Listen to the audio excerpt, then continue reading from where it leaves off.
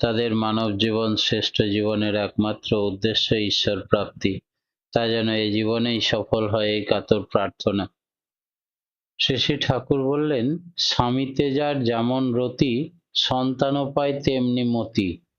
সুতরাং স্বামীকে দেবভাবে রঞ্জিত করে সুসন্তান লাভের আশায় সুসজ্জিত হয়ে স্বামী গমন করলে তবেই সুসন্তান লাভ হয়। কোনো স্ত্রী যদি লেখাপড়া নাও জানে, সে যদি স্বামীর মনোজ্ঞ চলনে চলে, সমস্ত পরিস্থিতির মধ্যেও স্বামীকে বহন করে চলে, মনোবৃত্তি অনুসারিণী হয়ে চলে, তবে তার গর্ভে অবশ্যই সুসন্তান আবির্ভাব ঘটে। শ্রী ঠাকুর এই সম্বন্ধে বললেন, সন্তানকে শিষ্টভাবে যারা ধারণ করে, পালন করে, পোষণ করে, তারাই তো পিতার মাতা। পিতামাতার মধ্যে কারো কোনো ব্যতিক্রম হলে তার দ্বারা বিধ্বস্ত হয়ে ওঠে ওই সন্তান। ওই সন্তান বিধ্বস্ত হলে পিতামাতাও তেমনতরই বিধ্বস্ত হয়। বিবাহ বিধায়নাতে ঠাকুর এ কথা বলছেন। তাই আজকে ঘরে ঘরে যে সন্তান নিয়ে উৎপাত, অশান্তি, অশৃঙ্খল বিশৃঙ্খল পরিস্থিতি, স্বামী যদি উচ্চ ভাবাপন্ন হয়, শ্রেয়নিষ্ঠ হয়, স্ত্রী যদি ঝগড়টে, বদরাগী, একগুঁয়ে না হয়, স্বামীকে মনে কষ্ট না দেয়, স্বামীকে শ্রদ্ধা করে, স্বামীর কথা শুনে চলে, টাকার জন্য স্বামীকে খোঁটা না দেয়, দেখা যাবে সেই স্ত্রীর গর্ভে ছেলে হলো বদরাগী, একগুঁয়ে, ঠিক বাবার উল্টো চরিত্র। কারণ গোড়ায় গলদ। আবার মহাভারতে দেখা গেছে বংশ রক্ষার জন্য ভীষ্মদেবের সৎমা মৎস্যগন্ধা বা সত্যাবতী যখন ধার্মিক মহাপণ্ডিত সাধক বেদব্যাসকে অম্বিকা এবং অম্বালিকা ঘরে পাঠালেন, তখন কদাচার, দাড়ি গোঁফযুক্ত বিশাল চেহারার বেদব্যাসকে দেখে ভয়ে চোখ বুজলেন অম্বিকা। দৈহিক মিলনের ফলে অন্ধ, প্রবৃত্তিপরায়ণ ধৃতরাষ্ট্রের জন্ম হলো। আর ওই বেদব্যাসের সেবা যত্ন করে এক দাসী তার গর্ভে জন্ম নিলেন মহাবিচক্ষণ ব্যক্তি, জ্ঞানী বিদুর। তাই পুরুষ যেমনই হোক না কেন, স্ত্রী যদি তাকে দেবভাবে রঞ্জিত করে তোলে, স্বামীর মনোবৃত্তি অনুসারিণী, ঊর্ধ্ব গতি সম্পন্না, তার গর্ভে অবশ্যই সুসন্তান জন্মগ্রহণ করবে। স্বামী যে সহজাত সংস্কার ও প্রকৃতি থাকে, তার সঙ্গে স্ত্রী যদি শ্রদ্ধানন্দিত সঙ্গতি মিল থাকে, তবেই সুসন্তান জন্মায়। উপগতির সময় স্বামী স্ত্রীর চিন্তাধারা ও ভাবভূমির মিল থাকা চাই। আর ওই সময়ের চিন্তাধারা ও ভাবভূমি যত উন্নত, পবিত্র হবে, সন্তানও তত উচ্চ প্রকৃতির হবে। সাংসারিক জীবনে স্ত্রীর শ্রদ্ধা, উৎসাহ, উদ্দীপনা পুরুষের জীবন সংবেগ ও কর্মশক্তিকে অনেকখানি জ্বলন্ত করে তোলে। শ্রী ঠাকুর বললেন, স্ত্রী যদি বুদ্ধি বিবেচনা অনেকখানি খাটো হয়, তাতে আটকায় না। স্বামী যদি প্রচণ্ড শ্রদ্ধাদীপ্ত নেশা থাকে, তবে তার ভিতরে মানুষের টেনে লম্বা করে তোলে। গর্ভে সুসন্তান ধারণ করা মানে স্বামীকে ধারণ করা। যে স্ত্রী তার স্বামীকে সর্বতোভাবে বহন করতে পারে না, সে তার স্বামীর কিছু ভালো সন্তান মূর্ত হয়ে উঠতে পারে না। শ্রী ঠাকুর বিবাহ বিধায়না গ্রন্থে বলছেন, বিবাহিত জীবনের সুপ্রজননের ভিত্তি হচ্ছে স্বামী স্ত্রী উভয়ের মধ্যে শ্রেয়ার্থী অনুচলনে নিজেদের বাক্য ব্যবহার অনুচর্যার সুসঙ্গতি, দক্ষ ক্ষিপ্র তৎপরতায় নিজেদের নিয়ন্ত্রণ করে পূরণ ও পোষণ তৎপর্যে পরিবার ও পরিবেশের প্রীতি কেন্দ্র করে উৎকর্ষ চলনশীলতায় সন্তান সন্ততিকে জনক জননী যদি হও, শুভ জীবনের আগমনের ক্ষেত্র হয়ে উঠবে তোমরা। নয়তো ব্যত্যয়ী নিপীড়নে তোমরাও নিপীড়িত হবে। সন্ততিকে ওই পথে পথিক করে তুলবে। কৃতি উৎসারণী সন্তান সন্ততির সৃজন ক্ষেত্রে হয়ে উঠতে পারবে না। বিবাহ বিধায়নার 119 নম্বর বাণীতে ঠাকুর কথা বলছেন। একবার আলোচনা প্রসঙ্গে ঠাকুর বলছিলেন, আমি দেখেছি মুসলমান কৃষক লেখাপড়া জানে না এমন মানুষ বেশ উন্নত, আকুতি সম্পন্ন ও সৎ, এবং তার স্বামী স্ত্রীর মধ্যে এত মিল যে বিতৃষ্ণার কোনো স্থান নেই। সেখানে ফাঁক পেলেই সে বেড়াতে টেড়াতে কোর্টে যায়। চারিদিকে দেখে শুনে। জজ সাহেবকে দেখে তার খুব শ্রদ্ধা এবং সম্ভ্রম হয়েছিল। বাড়ি এসে স্ত্রীর কাছে জজ সাহেবের গল্প করলো। স্বামী স্ত্রী উভয়ে এমনতরে একটি সোনার চাঁদ ছেলের জন্ম দিল যে ছেলে হলো ওই দীপ্তিমান, যেন তাদের চাহিদার ছবি। ওই ছেলে দেখতে ছেলে উঠলো, জীবনে উন্নতি করলো, খুব বংশের মুখ, বাবা মায়ের মুখ উজ্জ্বল করলো। তাদের কত সুখ শান্তি ছিল। ওর স্ত্রীর সঙ্গে যদি অতখানি মিল না থাকতো, স্ত্রী তার স্বামীর প্রতি যদি শ্রদ্ধাবান না হতেন, তাহলে মনোবৃত্তি অনুসারণী ঝোঁক না থাকলে ছেলে এত সুন্দর হতো না। আলোচনা প্রসঙ্গের 8ম খণ্ডে ঠাকুর কথা বলছেন। মেয়েদের সুখ নির্ভর করে স্বামীকে সুখী করার উপর। মেয়ে যদি শ্রদ্ধা, ভক্তি, স্বস্তি, নতি, আদর, সোহাগ, সেবা, সহ্য ইত্যাদি না করে, কেবল অভিযোগ, মান অভিমান, দাবি দেওয়া, তর্ক বিতর্ক, ঝগড়া বিবাদ ইত্যাদি নিয়ে স্বামীকে যদি কাবেজে রাখতে চায়, তাহলে তো ব্যাস হয়েই গেল। আবার ওই মায়ের গর্ভজাত সন্তানও অবাধ্য হবে, কাউকে মানে না, বদরাগী, একগুঁয়ে হবে। স্ত্রী যদি ভালো ছেলের মা হতে চায়, তবে স্বামীর দোষ দর্শন ত্যাগ করে স্বামীর প্রতি সশ্রদ্ধ হয়ে উঠতে হবে। এই প্রসঙ্গে শ্রী শ্রী ঠাকুর বললেন, স্বামী ছুটবে তার আদর্শ প্রাণে, স্ত্রী, পুত্র, পরিবার, বৃহত্তর পরিবেশকে সঙ্গে নিয়ে। যেখানে যা করণীয় তা উপেক্ষা না করে স্ত্রী ছুটবে স্বামীর পিছনে, তাকে তোষণ পোষণ জুগিয়ে। এমনতর যদি চলে, তবে স্বামী স্ত্রীর সম্পর্ক সহজ এবং প্রাণদ হয়ে ওঠে। স্ত্রী যদি চায় যে স্বামী তাকে তোয়াজ করে চলুক আর খেয়াল খুশি তামিল করতেই তার সর্বশক্তি নিয়োগ করুক, সে অবস্থায় স্বামী স্ত্রী কেউ সুখী হতে পারে না। অনেক সংসারে দেখা যায় স্বামী যেন শুধু যোগানদার, স্ত্রী ছেলে পিলে সহ আপন আপন খেয়ালে চলে। মা নিজেও খেয়ালি, ছেলে মেয়েরাও খেয়ালকে আশ্রয় করেই চলে। প্রত্যেকে খেয়ালের খোরাকের জোগাবার দায়িত্ব হলো ওই পুরুষ মানুষটার। সে বেচারা চোরের দায়ে ধরা পড়েছে। কার কি চাহিদা তাই পূরণ করতে সে সন্ধ্যে থেকে রাত অবধি ব্যস্ত। যেখানে সে অপরাগ, সে লাঞ্ছনা গঞ্জনার অন্ত থাকে না তার উপর। এইভাবে চলে। স্ত্রীর কৌশলে স্বামীকে জব্দ করা চাই, ভাবে তার দলে আর হাতে ছেলে মেয়েরা কেউ নেই, আমার দলে সব ছেলে মেয়েরা, তাহলে আর ভাবনা কি? কিন্তু পরে সে দেখতে পায় যে সেই সন্তান সন্ততি এভাবে প্রবৃত্তির পথে পরিচালিত হয়েছে যে তারা বড় হয়ে প্রথমে মাকে অবজ্ঞা করতে শেখে। বাপ তো আগেই বাতিল হয়ে গেছে, এখন তারা বেপরোয়া। তখন স্ত্রী দেখতে পায় স্বামীও হাতছাড়া, আশ্রয় পায় কোথায়, ছেলে মেয়েরাও হাতছাড়া। এইসব কাণ্ডের পর স্বামী স্ত্রীর দিকে ঝুঁকলে প্রায়ই দেখা যায় স্বামী কিন্তু তাকে অনাদর করে না।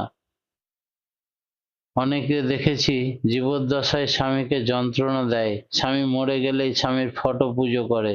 এর মধ্যে ভক্তি অনেকখানি আছে, আমি বুঝতে পারি না। ভক্তি ভালোবাসা থাকলে সেখানে বাস্তব বহন, সহন, সেবা, আত্মত্যাগ, আত্মনিয়ন্ত্রণ থাকবেই। এতদিন সেগুলো কোথায় ছিল? কোনো স্ত্রী যদি ভালো ছেলের মা হতে চায়, দোষ দর্শন ত্যাগ করে তাকে স্বামীর প্রতি সশ্রদ্ধ হতেই হবে। সুসন্তান কেমন করে পেতে হয় তা অনেকেই জানে না। সেই জন্য সেগুলি ভালো করে জেনে নিয়ে হাতে কলমে করলে অবশ্যই ভালো ফল হয়। সুসন্তান লাভ অবশ্যই এক প্রকার সাধনা। সুসন্তান লাভের জন্য পরম প্রেমময় দার্শনিক শ্রী শ্রী ঠাকুর অনুকূলচন্দ্র বলেন, ইষ্টপ্রাণ সদাচারী হয়ে থাকতে হবে। কারো সঙ্গে অসম্প্রীতি যেন না হয়। ইল্লদ বালাই যার তার হাতে খাবে না, যে সে ভাবে চলবে না। পবিত্র আত্মার ওইসব সহ্য হয় না। আর ঋতু মানেই দিন ভিজে, কাপড় ভিজে, চুল ভিজে, এক সিকি অশ্বগন্ধার শিকড় ঝাল বাটা হয়নি এমনতর পাটায় চন্দন পাড়া হলেও চলবে। কাঁচা দুধ দিয়ে নিজে হাতে বেটে ইষ্ট নাম করে ভক্তি নিবেদন করে খাবে। কেউ যদি কেউ যেন ছয় না, খুব শুদ্ধাচারে খেতে হয়, নচেৎ সুফল পাবে না। নিষ্ঠা সহকারে ঠিক মতো যদি করতে পারে তবে মা সুখী হবে, আর তোর স্বামী বাপ হয়ে সুখী হবে। তো স্বামীর যদি সহ্য হয় তবে রোজ সকালে ইষ্টভীতি করার পর একটু অশ্বগন্ধা চূর্ণ সহ খানিকটা দুধ খেতে দিবি। একটা দেবতাকে আহ্বান করতে হলে মা বাপকে তার শরীর মন সেইভাবে তৈরি করতে হয়। জায়গা তৈরি না হলে সেখানে শুদ্ধ আত্মা জন্মাতে পারে না। চৈতন্য দেবকে পাওয়ার আগে, রামকৃষ্ণ দেবকে পাওয়ার আগে তাদের মা বাপের কত সাধনা করতে হয়েছিল। এই ব্যাপারে মায়ের দায়িত্বই বেশি। স্বামীকে দেবতার মতো ভক্তি করবে, তাহলেই দেবতার মতো সন্তান পাবে। শ্রী শ্রী ঠাকুর এই সম্বন্ধে বলছেন, মেয়েরা যদি স্বামীর প্রতি সুকেন্দ্রিক না হয় আর পুরুষ যদি ইষ্টকেন্দ্রিক না হয়, তাহলে ওই ফাঁক দিয়ে বহু দোষ ঢুকে যেতে পারে। কালে কালে জাতটাই শেষ হয়ে যেতে পারে। পুরুষ স্বাধীন তার ভগবানকে নিয়ে, তার মেয়ে স্বাধীন তার স্বামীকে নিয়ে। স্বামীর আদর্শ হওয়া চাই ইষ্টমুখী, স্ত্রীর বৈশিষ্ট্য পূরণী। শ্রী শ্রী ঠাকুর কথা বলছেন। মেয়েদের সতীত্বের একটা প্রধান লক্ষণ হচ্ছে সন্তানের চেয়ে স্বামীর প্রতি টান বেশি হওয়া, কারণ ওই স্বামী থেকে সে সন্তানকে পেয়েছে। আবার স্ত্রী যদি স্বামীর বংশের পরিশোধনী না হয় তবে ছেলের জন্ম সুষ্ঠু হয় না। স্ত্রীর সবসময় খেয়াল রাখা দরকার তার স্বামী তার বংশের সবাই সুখে থাকবে, সুস্থ থাকবে। এই ভাব নিয়ে চললে তবে তার পিতৃকুল ও শ্বশুরকুল ধন্য হবে। ঊর্ধ্বতন ও সুসন্তান লাভে প্রজনন কিসের উপর নির্ভর করে? এই প্রসঙ্গে শ্রী শ্রী ঠাকুর বললেন, বিয়ে ঠিক মতো হওয়া চাই। স্বামীর প্রতি স্ত্রীর গভীর শ্রদ্ধা ভালোবাসা থাকা চাই। শুধু মৌখিক ভালোবাসা থাকলে হবে না, ভালোবাসাটা কতখানি সক্রিয় এবং অচ্যুত তার উপরে নির্ভর করে তাদের উদ্বর্ধন এবং সুসন্তানের জন্ম। অধিকাংশই ক্ষেত্রে দেখা যায় সব গুণ সম্পন্ন কৃতি পুরুষের ভালো সন্তান হয় না বা কম হয়। কারণ হিসাবে বলা যায়, স্ত্রী তার স্বামীকে যেভাবে উদ্দীপ্ত করবে তার সন্তানের প্রকৃতি তেমন ভাবে হবে। ওই সমস্ত পুরুষ এত উচ্চভাবে থাকে যে স্ত্রী তার নাগালি পায় না, এত অচ্যুত উদ্ভাসিত হয় যে তার স্ত্রী তাকে রিচ করতে পারে না এবং তার হাব ভাব তাকে রঞ্জিত করতে পারে না। এমন স্থলে প্রায় সুসন্তান হয় না। অল্প সন্তানের মধ্যে গুণ হাসে। সেই জন্য স্বামী স্ত্রী উভয়ই কেউ সমমনোভাবাপন্ন হওয়া চায়। একে অন্যকে বুঝতে হবে, জানতে হবে, সইতে বইতে পারে, পোষণ দিতে পারে এমন ক্ষমতা থাকতে হবে। সন্তানের জন্ম সুষ্ঠু হয় কখন? এই প্রসঙ্গে শ্রী শ্রী ঠাকুর বললেন, স্ত্রীর চরিত্রে যদি স্বামীকুলের পরিরক্ষণী পরিপোষণী না থাকে তাহলে ছেলের জন্ম সুষ্ঠু হয় না, ধাতুটাই পুষ্ট হয় না। কারণ স্ত্রীর ধাতু ডিম্বকোষের ধারণ বা বীজকে ধারণ করে তা বাস্তব কৃষ্টির ভিতর দিয়ে প্রয়োজন আনুপাতিক বিকাশ লাভ করে না। স্ত্রীর সতত অনুধ্যায় থাকা চায়।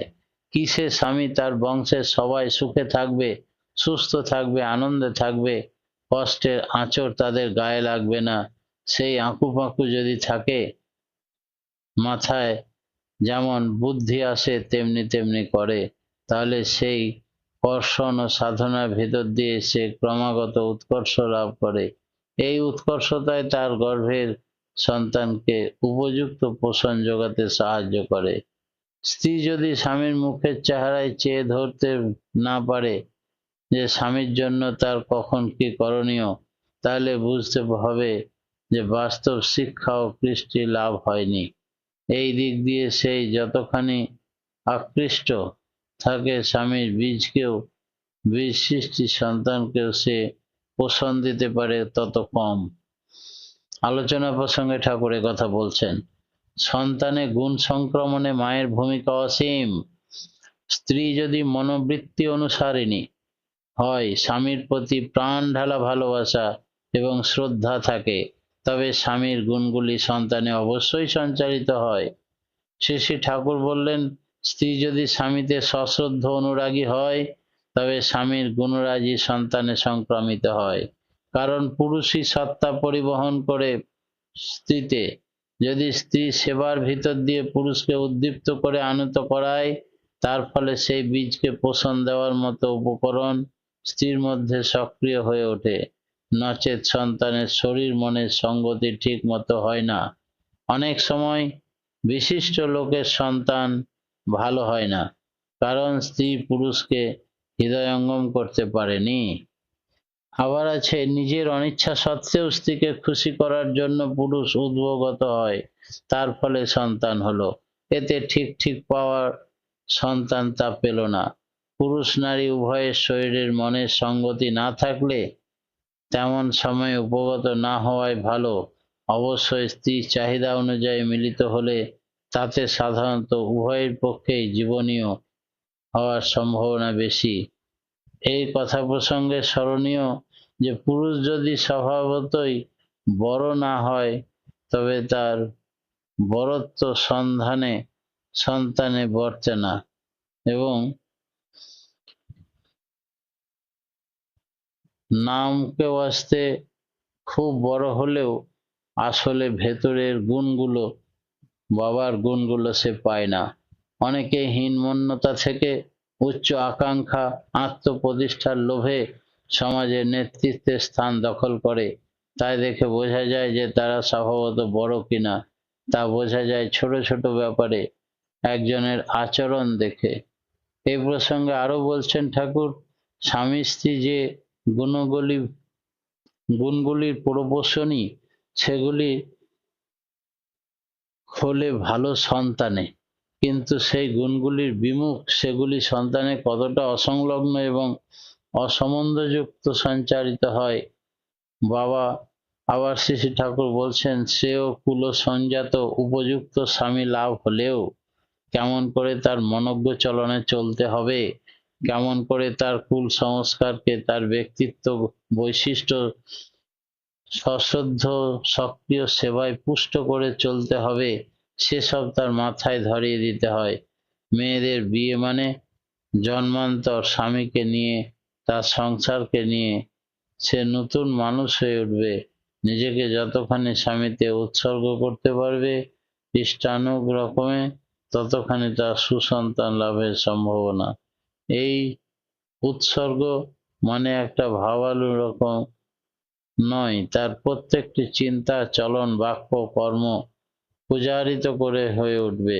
এইভাবে হবে তার ধ্যান, জ্ঞান, অনুসন্ধিৎসা, দেহে মনে প্রাণে, অনন্ত অন্তরাত্মায়। সে নিজেকে নিরলসভাবে স্বামী তপা করে তুলতে পারবে, ততই স্বামীর সদ্গুণ সন্তানের মধ্যে মূর্ত করে হয়ে উঠবে। এটাই হচ্ছে সহজাত সংস্কার ও চরিত্র। কোন এক সময় এক ভক্তকে শ্রী শ্রী ঠাকুর শ্রী শ্রী রামকৃষ্ণ দেবের এক মহারাজকে জিজ্ঞাসা করেছিলেন, মহারাজজি, আগে আমাদের দেশে কত মহাপুরুষ জ্ঞানী গুণী মানুষজন জন্ম নিত, বর্তমানে তা আসছে না কেন? উত্তরে মহারাজজি বললেন, তুমি উড়োজাহাজের প্লেন দেখেছো? ওসব কিন্তু এখানে যেখানে সেখানে নামে না। নামার জন্য বিশেষ স্থান বা বিমানবন্দর চাই। বিমানবন্দর থেকে সিগন্যাল দিলে, নামার মতো উপযুক্ত পরিবেশ থাকলে তবে বিমানটি নামতে পারে। সুসন্তান জন্ম নেবার ক্ষেত্রেও ঠিক একই ব্যাপার। ভালো আত্মা জন্ম নেবার জন্য উপযুক্ত ক্ষেত্র বা মাথা থাকতে হবে। আহ্বান জানালে তবে তারা জন্ম নিতে পারে। বর্তমানে মায়েদের সেই উচ্চ ভাবভূমি ক্ষেত্র না থাকার ফলে ভালো ভালো আত্মা জন্ম নিতে পারছে না। এই প্রসঙ্গে পরম প্রেমময় শ্রী শ্রী ঠাকুর অনুকূলচন্দ্র জানালেন, আমি পরিষ্কার দেখতে পাচ্ছি কত শুদ্ধ আত্মা জন্ম নিতে পারছে না, তারা কেঁদে কেঁদে বেড়াচ্ছে। জন্ম নেবার মতো ভালো মা পাচ্ছে না। বেশিরভাগ ক্ষেত্রেই নরনারীর মিলন মুহূর্ত এমন কদর্য কামমূলক হয়ে থাকে যে ভালো আত্মাকে জন্ম দেবার মতো মানসিক ভাব থাকে না। সেখানে কামরিপুকে চরিতার্থ করাই যেন মুখ্য হয়ে ওঠে। ফলে সুপ্রজনন হয় না। সুপ্রজননে যে বিবাহের মূল উদ্দেশ্য, সেটা তাদের বিস্মরণ ঘটে। দুইটি মুহূর্তে মানুষের নিজের উপর সম্পূর্ণ নিয়ন্ত্রণ থাকে না, মৈথুনকালে আর মৃত্যুকালে। সেখানেও সজাগ থাকতে হয় ঈশ্বরের প্রতি ভক্তি নিষ্ঠা নিয়ে। এখানে একটা কথা মনে রাখা দরকার যে শ্রী শ্রী ঠাকুরের এই কথাগুলি অবিকৃতভাবে যেন আমরা পরিবেশন করে তুলতে পারি বিভিন্ন জায়গায়, বিভিন্ন ক্ষেত্রে, সমাজে। তাতে